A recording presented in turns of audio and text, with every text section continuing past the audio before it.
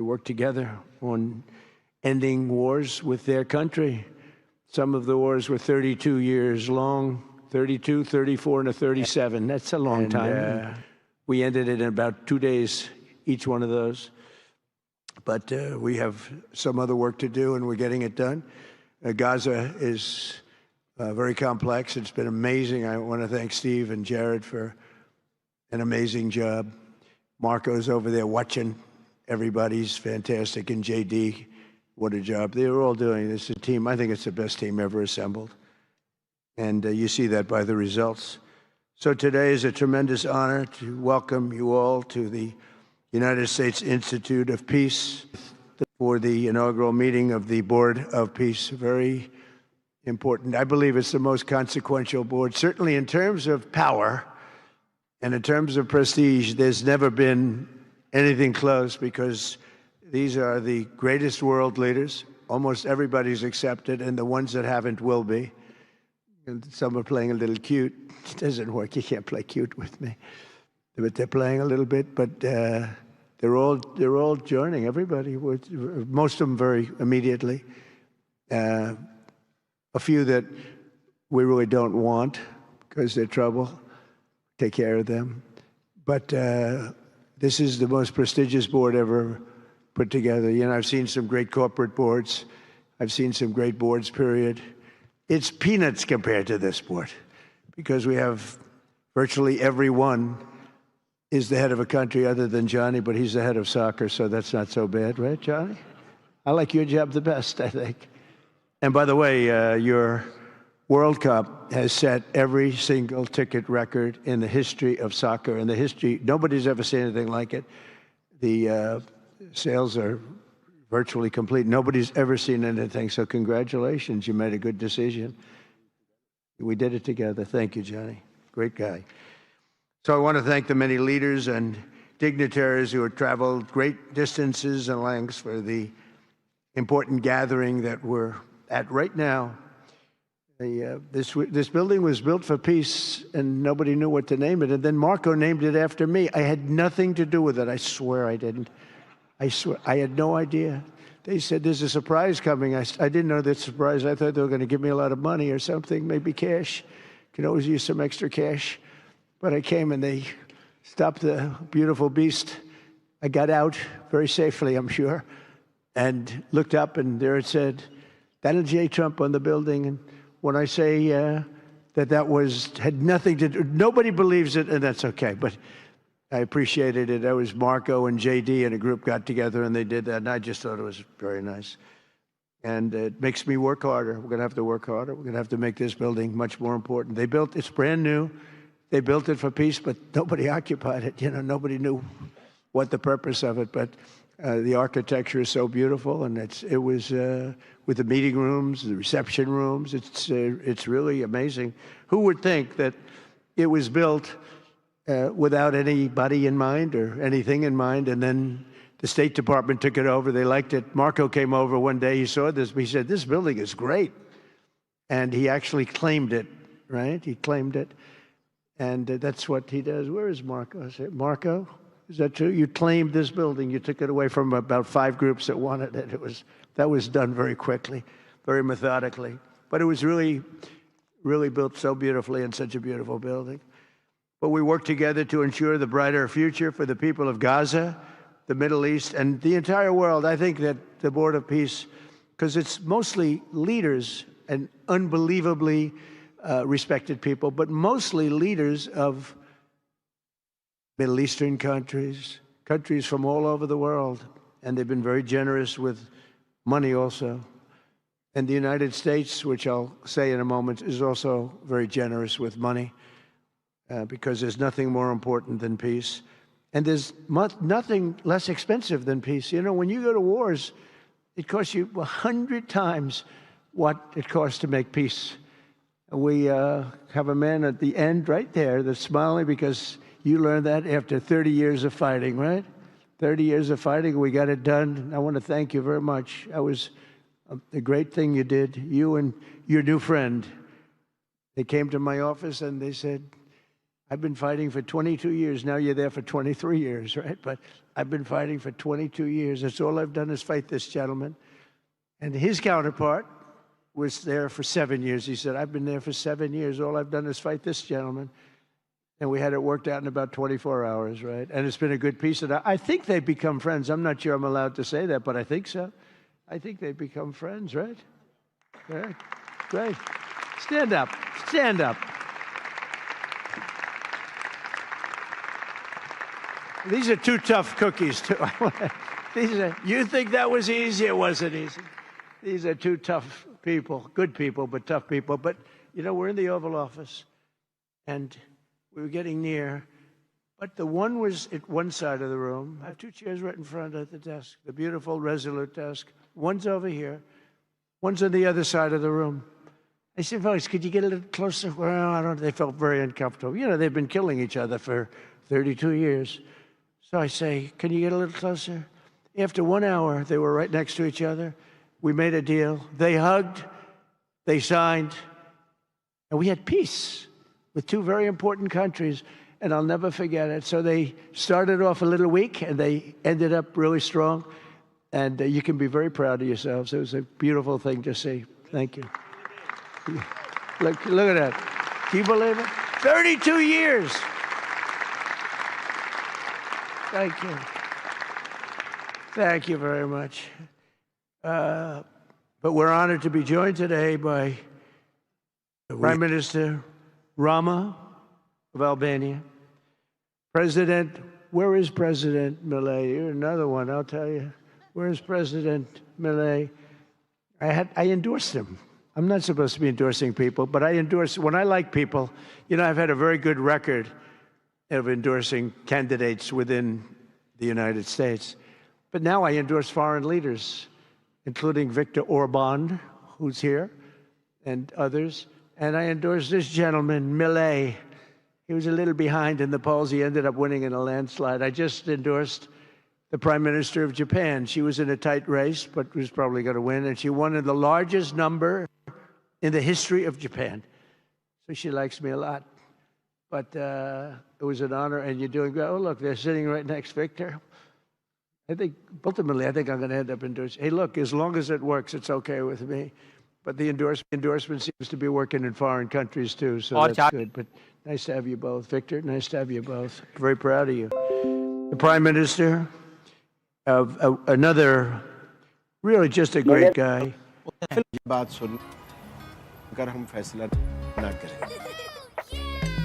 Selfie time से 30 Ryan की पहली सहरी सेल्फी से 30 मानो से 30 जी हाँ, इस रमजान हर कोई बोलेगा से 30 क्योंकि नूरपुर दे रहा है दूध और क्रीम के हर पैक पर 30 रुपए की बचत। He's so rich, he can sit there. He can sit wherever the hell he wants. You know, he could sit up in the corner. He could sit up top. You might take a piece of this building, Marco. You'll take 25% of the building for about $6 billion. Thank you. And you've been very generous also. We appreciate it. Prime Minister Hun Manet of Cambodia. Raise your hand wherever you may be. Because, yeah, hi, how are you? Congratulations. That was another one, right? We did a good job with that one. Prime Minister Madbouli of Egypt. Thank you very much, and say hello to the General/President. Okay. Prime Minister Orban of Hungary, who has my complete and total endorsement for election. Not everybody in Europe loves that endorsement. That's okay. He does an unbelievable job. He's done an incredible job on immigration, unlike some countries that have hurt themselves, but they're working on it. But I just want to let you know, you have my total and complete endorsement, and I'm putting it out. I already did, but I'm putting it out again. And you're coming up with an election, and I think you should be good. I'll tell you, Milei did pretty well. He was a little down, right? And then he ended up winning in a landslide, so that's pretty good. You're going to do great, Victor. Thank you very much for being here. Appreciate it. You run a great country. A man that I really like a lot he's definitely tough. I don't want to fight him.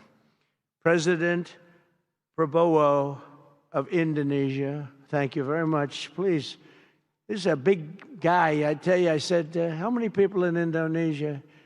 He said, like 240 million. I said, no, say it again. How many? It's a big country you have.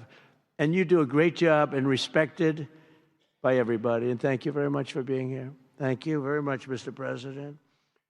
President Tokayev of Kazakhstan, thank you very much. What a country that is. It's a wonderful country and a rich country, in case anybody has any question. We have some very rich people here today.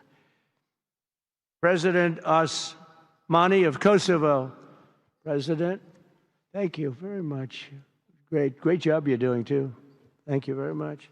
Prime Minister Sharif, I like this man, of Pakistan, because there was some fighting going on when I got to know him, and your Field Marshal, General, great general, great Field Marshal, a great guy. And I got to meet the Prime Minister. And he said in front of our Chief of Staff, Susie Wells, who's right here, he said, you know, nobody knows this, but I believe that President Trump saved 25 million lives when he stopped the war between us and India, right? You made that statement? I said 25 million lives? Could have been much more, actually. But it was really a beautiful thing. You said that in front of a group of people they walked out. They don't think about it, but you're talking about that kind of lives. That war was raging. Planes were being shot down, right? And it was Pakistan and India. And I got on the phone with both of them, and I knew them a little bit. I knew Prime Minister Modi very well, actually. I got to know Pakistan through a little upset with them, and in the end, they got what they wanted, right? And they made a good deal.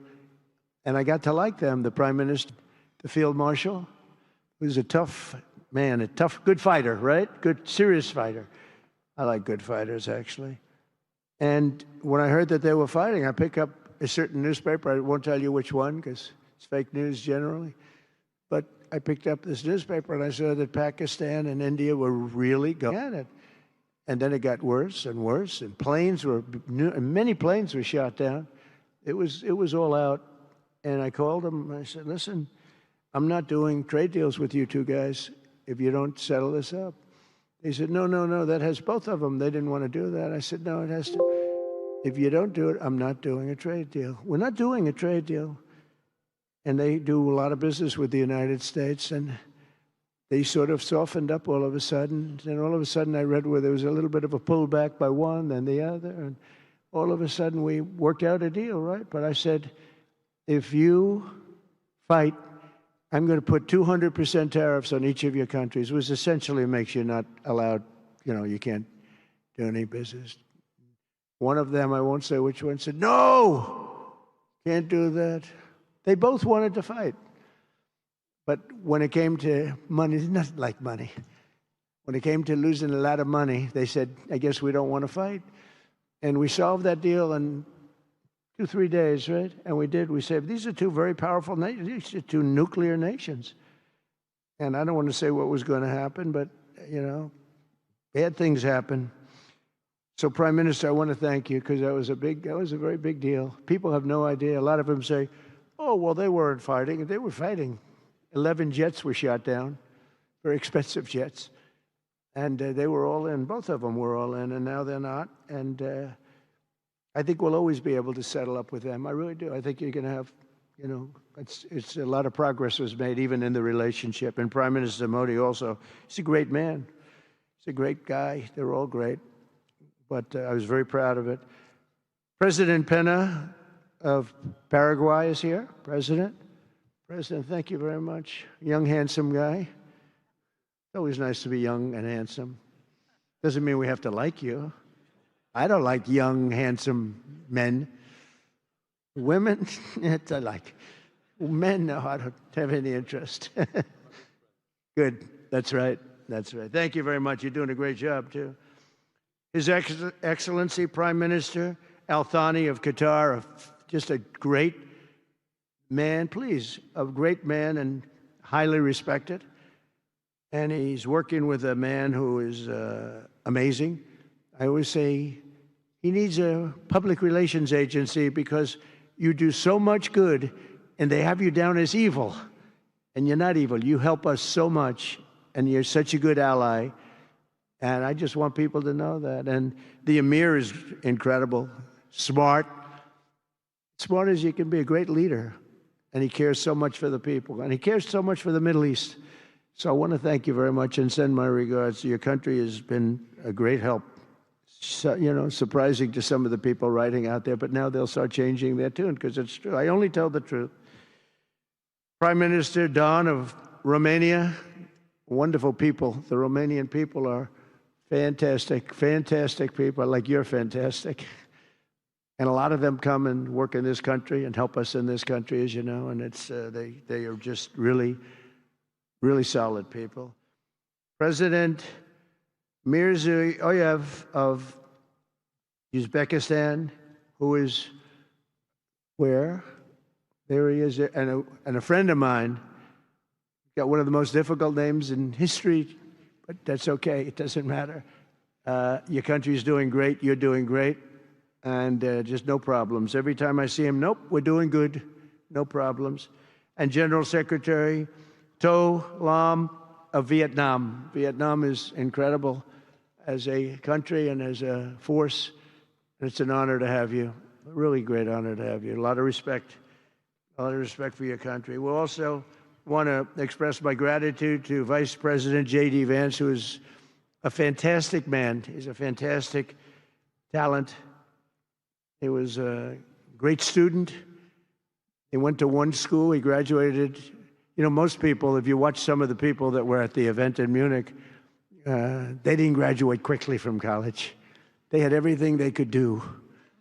There was one young, attractive woman. She was unable to answer questions. And she didn't do so well like J.D. did in college. J.D. graduated in a 4.5-year college in 2 years. And then he went to Yale and he graduated at the top of his class. Went to the military grade, but when he went to Yale, there was one person that was marginally ahead of him, so he married her. Can you believe it? He married the person that was ahead. I don't know. I always like to say J.D. was first and Usha was second, because I get a little uncomfortable when I say that. But he's been incredible. He's a brilliant guy and a great guy, and he's been my friend. All of our people, we have a fantastic group of people, our cabinet members, everybody, many of them here. But J.D.'s been great. Thank you very much. He gets a little bit tough on occasion. We've got to slow him down just a little bit on occasion. He says his mind. Now, then we have the opposite extreme. We have your friend sitting in the back. Your best friend sitting in the back is Marco. Marco does it with a velvet glove, but it's a kill, right? The result is the same. They do it very differently. And Marco, you really did yourself proud 2 days ago in Munich. In fact, so proud that I almost terminated his employ because they were saying, why can't Trump do this? I do, but I say it differently. But Marco, don't do any better than you did, please. Because if you do, you're out of here. But no, I want my guys to do great. And the acclaim he's gotten and the acclaim J.D. gets is great. We have smart people. And when you see the representatives there, like Gavin Newsom, he didn't know what he was doing. They didn't even know why. He didn't know why he was there. Or AOC, she was unable to answer a simple question. And she could have said, well, I'm studying it, and I'll report back to you next week. You can get away with that. But she just went, it's actually, I think it could be a career-ending answer, because for 25 years, anybody running against her, I think Susie is going to use that little piece of stuff. It was not good. It was not good. That was not a natural. So I want to thank J.D. I want to thank Secretary of State Marco Rubio. They're extraordinary. I want to thank Special Envoy for Peace, Steve.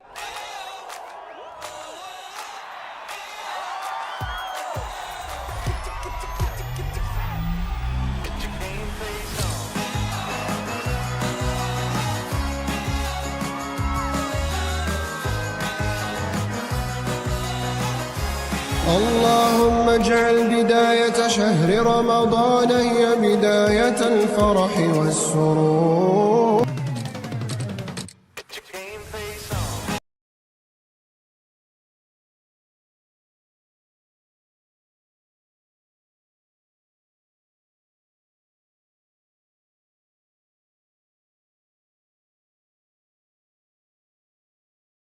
Human beings, actually. And they love Steve.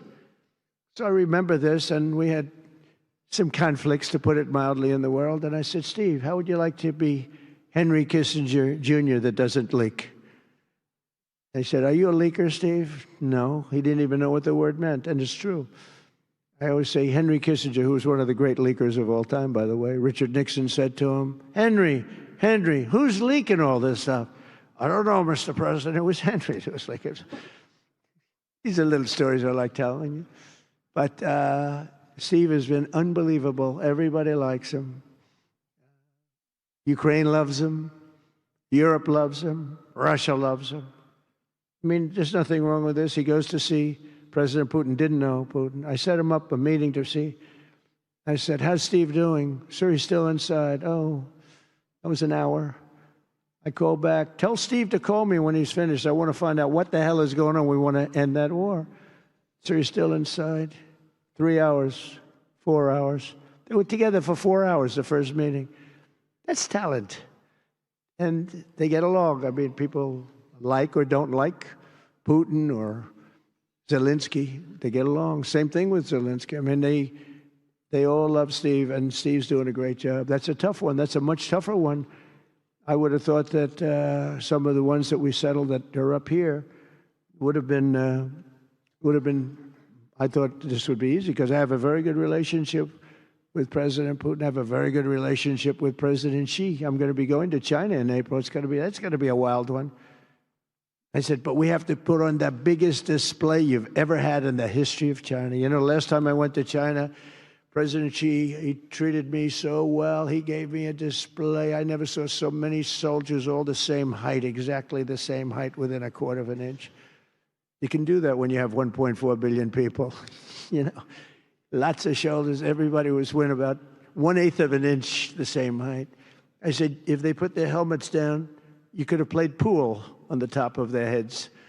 And it was pretty amazing. But I said, you got to top it. He said, I'll top it. We're going to top it. We're going to have a lot of the people, most of the fake news back there is going to be going. So we have, Steve has done a great job. And then a little bit later on, we brought Jared in. Jared was responsible for the Abraham Accords, which is incredible. Nobody else could have done that. Very smart guy. And we're making Jared an envoy also, envoy of peace. They're both envoys of peace. And you couldn't get two. I tell you what, I watch these two guys. I say, at least we're covered from an IQ standpoint. These two guys walk into a room.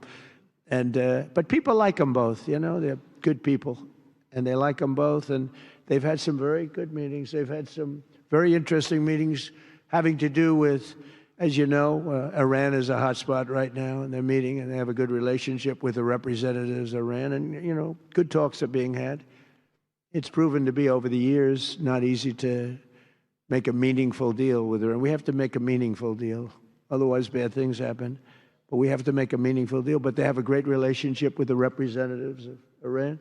They have a great relationship with the other one that they're really working on now. Because so many of these, I mean, as an example, Kosovo, Serbia. I did that one.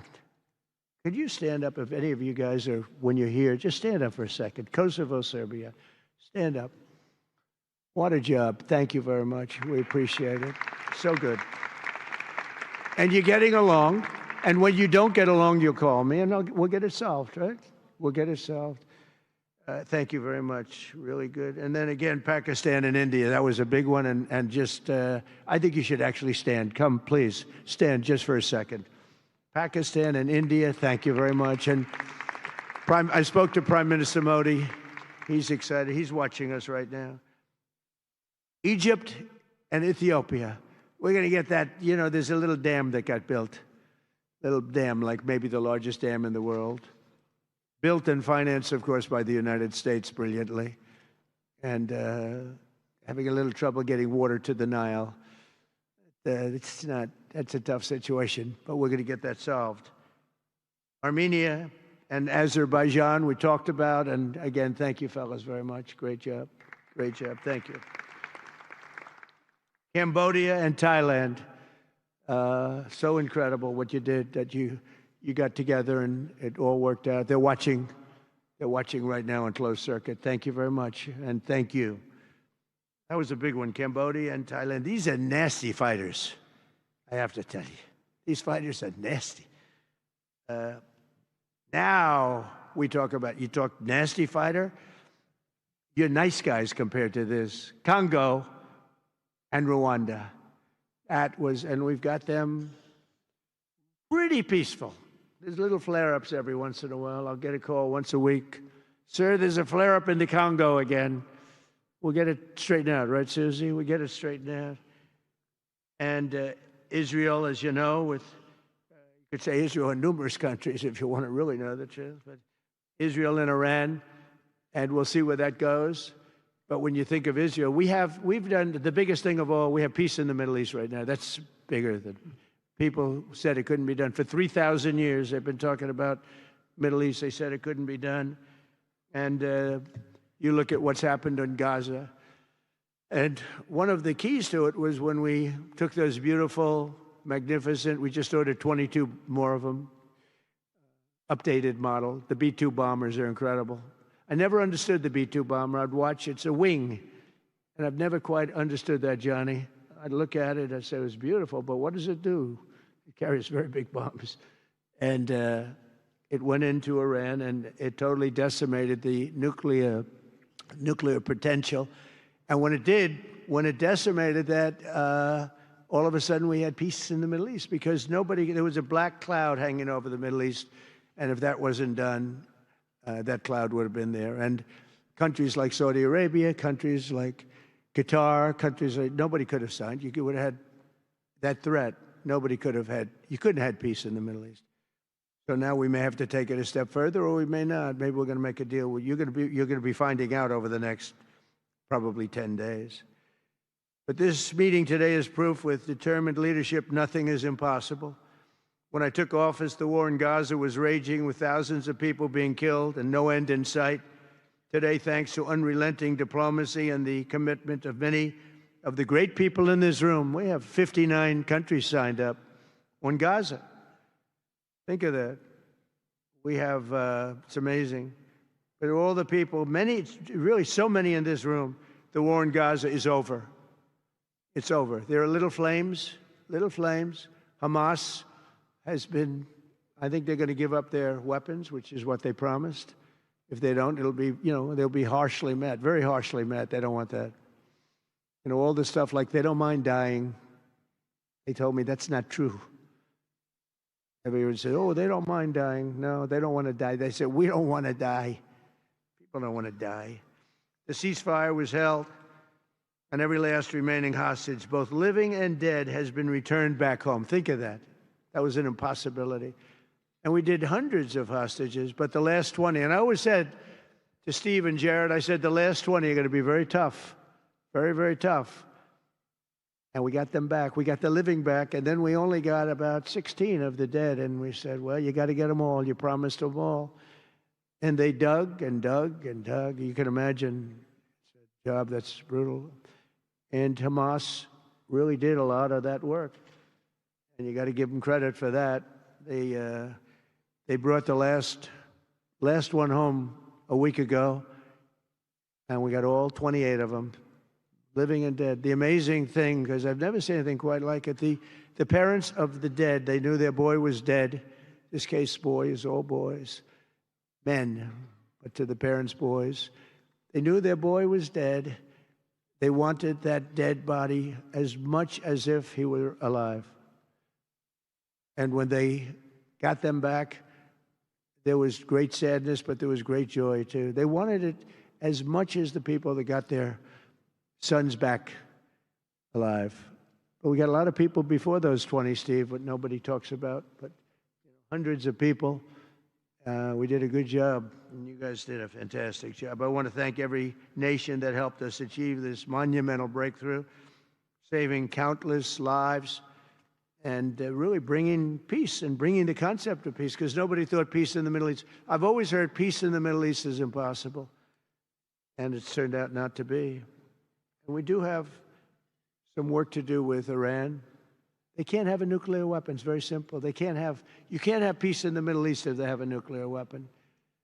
And they can't have a nuclear weapon. And they've been told that very strongly.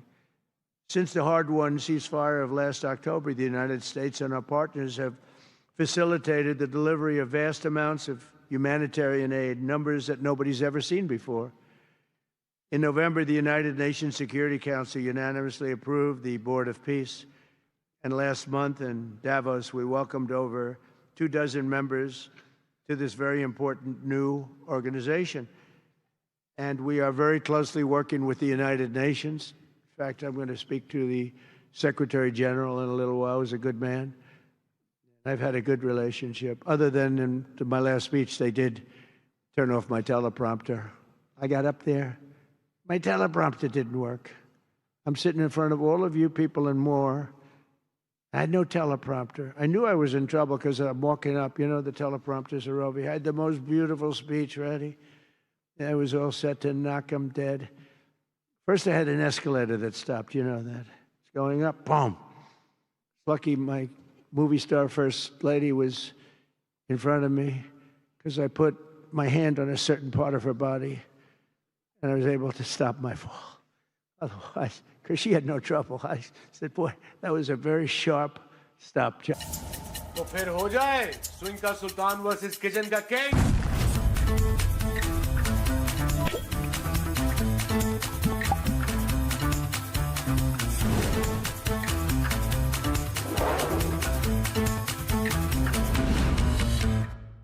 सो आज क्या सीखा? यही वसीम भाई कि debit की sauces आपकी swing की तरह हिट है और आपकी रेसिपी की तरह tasty. It's a big movie star. And I always say it's trouble because I always say there's not room in one family for 2 stars. I told her that. You can't have 2 stars in one family. So I don't know what that means, but it's not good. But it is good because we're proud of her. She did people in the United States love the First Lady, and she did the movie, and it's become the biggest selling documentary in 20 years. Can you believe? The theaters are all packed. Women especially, they go back and they see it 2 or 3 times, 4 times. But together we're committed to achieving a Gaza that is properly governed throughout. The whole area is going to be, you know, so many countries that have really nothing to do with the Middle East, but they're maybe somewhat close by. They're all involved. They want to go in and fight. They tell me all the time, we'd like to send soldiers to fight if it's necessary. And I don't think it's going to be necessary. We have 2 countries that want to go in and do a number on Hamas. I said, I really don't think I hope it's not going to be necessary, because they made a promise, and they promised me get rid of their weapons. Looks like they're going to be doing that, but we'll have to find out. But it's no longer a hotbed of radicalism and terror. And to end that, we have today, and I'm pleased to announce that Kazakhstan, Azerbaijan, UAE, Morocco, Bahrain, Qatar, Saudi Arabia, Uzbekistan, and Kuwait have all contributed more than $7 billion toward the relief package. That's great. Thank you, fellas. Thank you.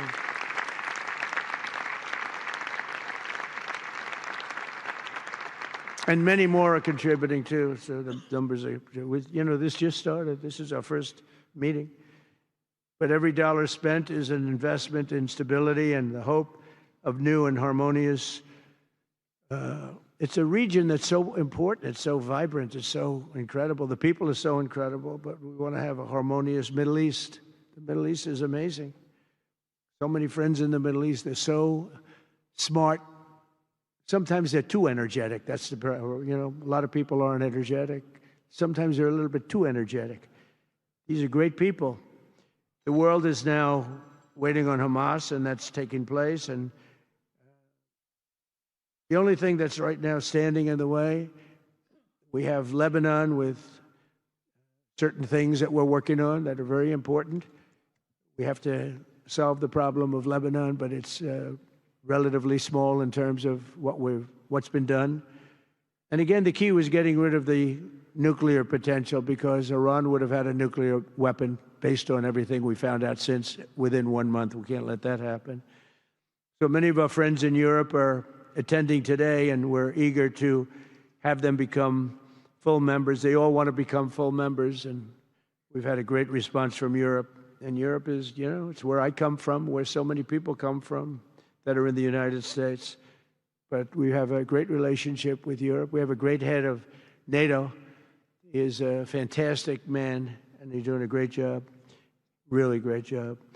I'm excited to announce that Norway has agreed to host an event bringing together the Board of Peace.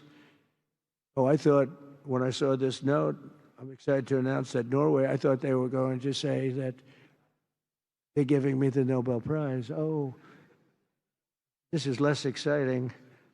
Oh, it says, I'm excited to announce that Norway, and I'm saying, oh, great, I'm getting the Nobel Prize, finally. Finally, they got it right. But I don't care. I don't care about Nobel Prize. I care about saving lives, just so you understand. We play and we all, do what we have to do. I only have one thing. I don't want to see people killed from parts of the world that are very far away from the United States. And if I have an ability to turn off wars, I want to use that ability, because it's people, millions of people. It's like the Prime Minister said, 25 million people maybe. And that's a small number compared to what it could have been if you really think about it, right? No, I want to save lives, and I don't care about prizes. And the UN Office for Coordination of Humanitarian Assistance is raising $2 billion for the support of Gaza. Additionally, Japan has just committed to host an aid fundraiser, which will be a very big one. It's already successful. We know some of the numbers that are being talked about, which will be attended by other nations in the region, including South Korea, the Philippines, Singapore, and others. And I know that China is going to be involved, and I think Russia is going to be involved. I think they will be. I want to have everybody, get all sides, because it doesn't help when you have all sides with one ideology. You have to have everybody together for this. I'm also pleased to announce that FIFA will be helping to raise a total of $75 million for projects in Gaza. And I think they're soccer related, where you're doing fields and you're getting the greatest stars in the world to go there. And people that are bigger stars than you and I, Johnny. I hate to say it. I met one of your great stars who came to the White House, as you know. And my son was very excited. He's a great people. These are great people. And Johnny's going to bring the stars to the area. And they're really known. People in Gaza know every one of them, right? So it's really something. We'll soon be detailing the announcement, and what I can do, I'll get over there with you. I want to thank Johnny and FIFA for all of the wonderful bank ने things Ramzan में पीर के they दौरान did मेरा and are दोपहर doing. का They gave me their 12:30 first 9 बजे से peace दोपहर prize. 3 बजे, They gave me a जबकि peace से prize. I think they lane then saw key this. कारोबारी औकात पीर I था got जुमेरात screwed by सुबह 9 Norway, से and they दोपहर said, 2 "Let's give बजे him a तक, peace जबकि prize." I mean, जुम्मे को thank you, सुबह 9 से Johnny. I दोपहर appreciate it. 12:30 बजे तक बिला That is वक्फा very होंगे। smart. आज बैंक ज़कात It's कटौती की very, वजह से very आवाम से smart. लेन देन के लिए The, बंद रहेंगे। nations represented here today, ज़कात just in कटौती की वजह closing, से are आवाम not just दोपहर contributing money. 12:30 बजे तक Some are also pledging personnel to help preserve the ceasefire and secure a very enduring peace. We have to have enduring peace. Having peace, knowing it's going to blow up in 2 weeks, doesn't mean anything. In particular, Indonesia, thank you very much. Indonesia. It's a great country. Thank you very much. Look at that man. Look how tough he is. You think it's easy dealing with him? Look at that face. You are a tough cookie. And we say it lovingly, too. We need strength. They say he doesn't mind. He's tough and he's smart. And smart is more important. Morocco, thank you very much. Great. What you're doing is great. Albania, Kosovo, Kazakhstan have all committed troops and police to stabilize Gaza. Egypt and Jordan are likewise providing very, very substantial help, troops, training, and support for a very trustworthy Palestinian police force. We think we're getting some very good people on that police force. And, you know, it's peace in the Middle East. We have peace in the Middle East. Think of it. For years, you've been hearing about peace in the Middle East, and everybody's saying it's impossible. All of these countries are working together around the vision of a Middle East that is free from the curse of extremism and terror. And now is time. And by the way, even people with extremism and preaching extremism, they're exhausted. They're tired. It's been going on for too many years. I don't care who you are. They're tired. They want peace. And now is the time for Iran to join us on a path that will complete what we're doing. And if they join us, that'll be good. If they don't join us, that'll be great too. But it'll be a very different path. They cannot continue to threaten the stability of the entire region, and they must make a deal. Or if that doesn't happen, I maybe can understand. If it doesn't happen, it doesn't happen. But bad things will happen if it doesn't. With the commitments announced today, the Board of Peace is proving that it does not just convene countries. It devises and implements, and real solutions happen. We've come up with solutions. This is so little talk. This is very little talk, all action. First time, it was always talk in the Middle East. People would talk about peace in the Middle East, and then they'd go home and they'd never even think about it again. Nothing would happen. We're providing a model for how responsible sovereign nations can cooperate to take responsibility for confronting problems in their own regions. The Board of Peace is showing how a better future can be built, starting right here in this room. And I want to let you know that the United States is going to make a contribution of $10 billion to the Board of Peace. Thank you.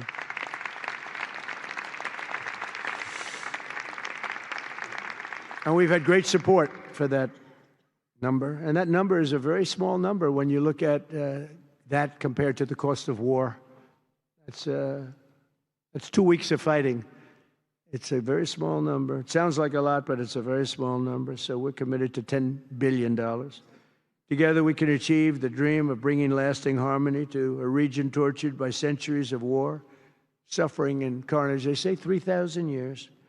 And hopefully we can lift up the eyes of the world to envision how other intractable conflicts can be settled. So many conflicts, they say, are impossible to settle, and we get them settled. We got, of those 8 that we settled, most of them were said to be not settleable. And they not only got settled, they got settled within days. More impossible problems can be solved as we go along this very beautiful path. I think it's a beautiful path. I think it's such an important day. Even the weather's beautiful. We walk in, it's beautiful. Everything's beautiful. The ancient wounds can be healed, and they are indeed ancient. This has been going on for so many centuries that our entire planet will be a better, safer, more beautiful, and more peaceful place for us all. We're going to be working with the United Nations very closely. We're going to bring them back. I think the United Nations has great potential, really great potential. It has not lived up to potential. The 8 wars, I never even spoke to them about one of them, and I should be speaking to them about all of them. Someday I won't be here. The United Nations will be, I think, is going to be much stronger. The Board of Peace is going to almost be looking over the United Nations and making sure it runs properly. But we're going to strengthen up the United Nations. We're going to make sure its facilities are good. They need help, and they need help money-wise. We're going to help them money-wise. And we're going to make sure the United Nations is...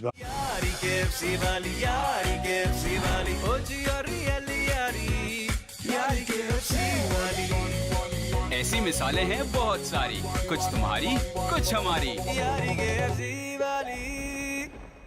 No, it's really very important, and I think it's going to eventually live up to potential. That'll be a big day. So I want to thank everybody for being here. You're my friends. You're great leaders. You're great people. And I can honestly say, you know, you're strong leaders. You're tough leaders in many cases. And every single one that I'm looking at, that's right here, I've gotten to know and I've gotten to respect. And really, you're friends of mine. And if I can help you at all, you let me know. But this is going to be something, the Board of Peace will be something that, the likes of which I don't think anybody's seen before. And thank you all very much. It's a great honor. I'm going to ask J.D. Vance to come up and say a few words. Thank you very much. اور اس وقت آپ نے دیکھا کہ امریکی صدر Donald Trump Gaza board of peace کے افتتاحی اجلاس سے خطاب کر رہے تھے. انہوں نے خطاب کرتے ہوئے اہم باتوں کی طرف اشارہ کیا اور ساتھ ساتھ انہوں نے ایک مرتبہ پھر وزیر اعظم پاکستان شہباز شریف کی تعریف کی اور انہوں نے کہا کہ جنگ کے دوران شہباز شریف کے ساتھ تعلقات مضبوط ہوئے. انہوں نے فیلڈ مارشل عاصم منیر کی تعریف کرتے ہوئے بھی کہا کہ فیلڈ مارشل عاصم منیر ایک زبردست سپاہ سالار ہیں. انہوں نے کہا کہ چین کے صدر کے ساتھ تعلقات بہتر ہوئے ہیں, ایران کے ساتھ بھی بات چیت کے ذریعے مسئلہ حل کرنا چاہتے ہیں. انہوں نے کہا کہ امن سے بڑھ کر کچھ بھی نہیں ہے, غزہ کے لوگوں کا روشن مستقبل چاہتے ہیں. اور انہوں نے یہ بھی کہا کہ مودی کو بتایا کہ جنگ نہ رکی تو ٹیرف لگاؤں گا, یہ کہنا تھا ڈونلڈ ٹرمپ کا. انہوں نے خطاب کرتے ہوئے کہا کہ نمائندہ خصوصی نکولے نے غزہ جنگ بندی کے لیے اہم کردار ادا کیا ہے. غزہ کی تعمیر نو کے لیے $7 ارب کے عطیات کا وعدہ کیا گیا ہے. انہوں نے کہا کہ سعودی عرب, یو اے ای, مراکش, کویت, قازقستان اور دوسرے ملکوں کی طرف سے عطیات کا اعلان ایک خوشائند بات ہے. غزہ فنڈ ریزنگ کے لیے جاپان کانفرنس کا انعقاد کرے گا, جس کے بعد غزہ کی تعمیر نو شروع کی جائے گی. انہوں نے کہا کہ اقوام متحدہ کے ساتھ مل کر کام کریں گے, لیکن انہوں نے یہ بھی کہا کہ اس وقت بورڈ آف پیس کے علاوہ غزہ کے لیے کوئی بہتر پلیٹ فارم موجود نہیں ہے. بورڈ آف پیس جو ہے وہ ان اہداف کو حاصل کرے گا جو غزہ کے لیے سوچے گئے ہیں, یہ کہنا تھا ڈونلڈ ٹرمپ کا. اور انہوں نے ساتھ ساتھ ایران کے جوہری پروگرام پر بھی بات کی.